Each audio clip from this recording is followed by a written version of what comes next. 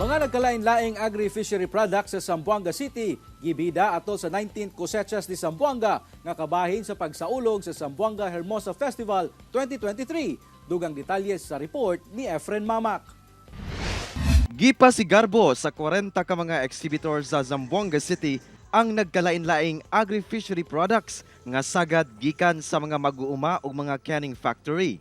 Gipahigayon kini sa compound sa Plaza Pershing nga naimutang sa sentrong bahin sa syudad.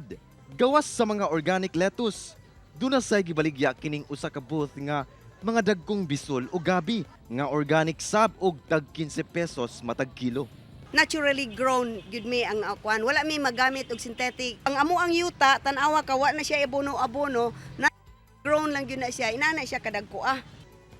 Gi-highlight sab karon sa Philippine Coconut Authority Zamboanga City ang mga produktong gama sa lubi, ilabi na kining charcoal briquettes o usa ka klase nga uling nga sagad ginagamit sa pagluto sa mga restaurant nga mapalit sa 50 pesos matag kilo.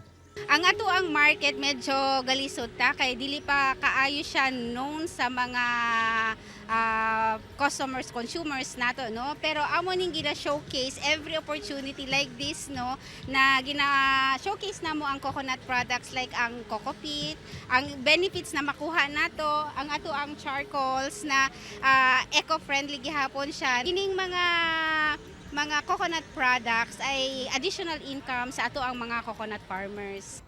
Ikaduha nga higayon na sab kining aktibidad alang sa mga flower grower gikan sa Barangay Lapas, kinsa gipasigarbo ang ilang mga bulak nga rosas. Akal para onde kami bende, benamente kami onde bende. Gawas sa mga produktong agrikultural, aduna say canned sardines nga gikan sa pipila ka mga canning factory sa Zamboanga City. Lakip sab sa gidisplay mao mga ornamental plant ug mga tanom sa nursery. Cosechas de Zamboanga is one of the highlights of the Zamboanga Hermosa Festival since 2004. Initially, when they conceptualized Cosechas de Zamboanga, is really to help our local farmers and fisher folk promote the local produce. What makes it unique this time is we expand our membership. So from the original 30 members, now we are down to 40. Matod sa OCA, ang Cosechas de Zamboanga nagsugod niadtong tuig 2004. Padayon sab ang pakigalayon sa maong buhatan sa uban pang mga ahensya, lakip NGO, aron mas mapalambo pa ang sektor sa agrikultura sa syudad. Kauban si Sim Romero sa kamera, ako si Efren Mamak. Para sa At Home with GMA Regional TV.